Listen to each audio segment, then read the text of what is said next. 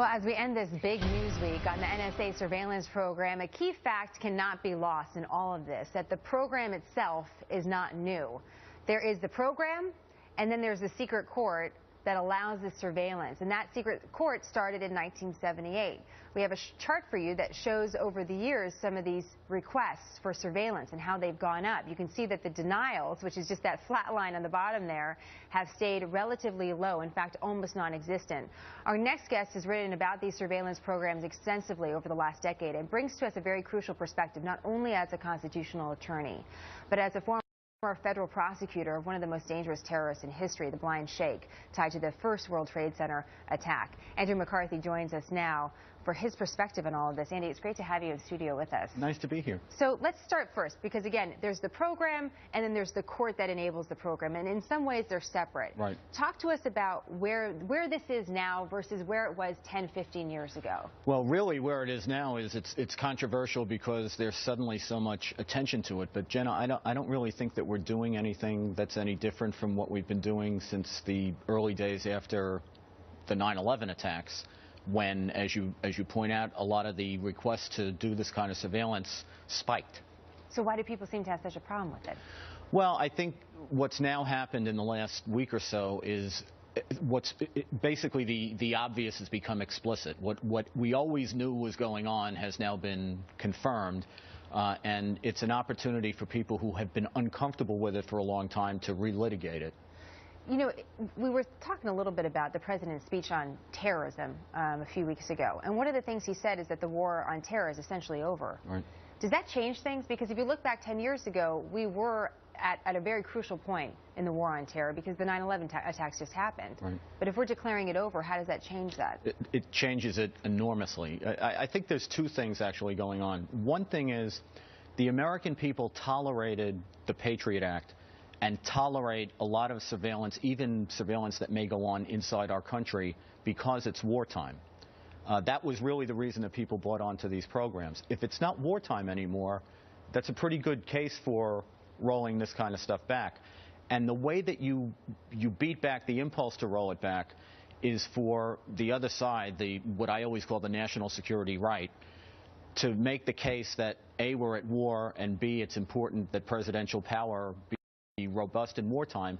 But if the national security right, which is primarily Republican, is not willing to make the same case for presidential power during the Obama administration as it was during the Bush administration, the case for doing these programs really suffers greatly. So the politics involved is an issue. Let's go a little bit bigger than the politics, because one of the things that this week has presented to our viewers is that the feeling that everyone is somehow a target.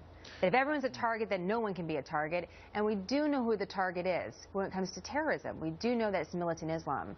So how is that figuring into the conversation where everyone feels vulnerable, but yet the real focus may not be out front and center, as some may argue it should be? Yeah, the problem is with the word target, because everybody does feel targeted, and because I don't think the government's done an effective job of trying to show people the difference between being surveilled and having information collected.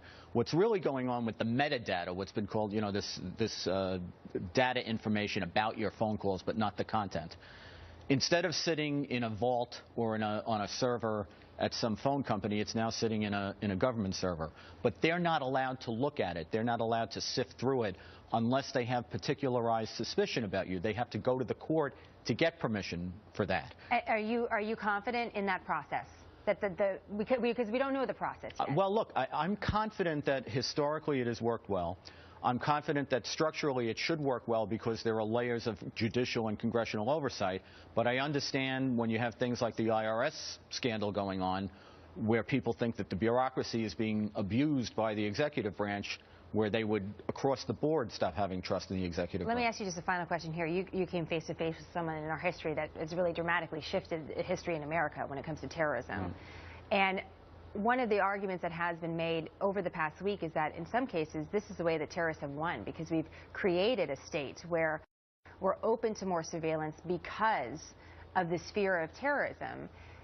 Is this permanent? Is this just the way it will be from now on, that we're going to accept this because of the fear of these particular groups? It's permanent with an ideological threat if you're a society that's fearful of talking about the ideology. Are we? Yeah. I mean, I think... Why are we so scared? I mean, well, here we're spending a whole week talking all about our own programs where we're not even spending a whole week talking about our real enemies. Well, I would call the threat kinetic Islam, which is radical jihadists, militant jihadists, who are really fortified by Islamic supremacists who may not be terrorists themselves but are supportive of the agenda.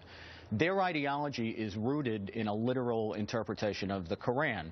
It's not the only way to interpret Islam, but it's a mainstream interpretation. We don't want to deal with that because we've basically vilified people who pointed that out. And if you don't deal with the ideology that's fueling the threat, then you can't deal with the threat. You have to do it the way we've been doing it. And if that's how we do it, it is forever. Will you come back to talk to us more about that? Yeah, I'd be delighted. Because we would love to do that. Andy, it's great to have you. Thank you, Thank you so much for your expertise today. John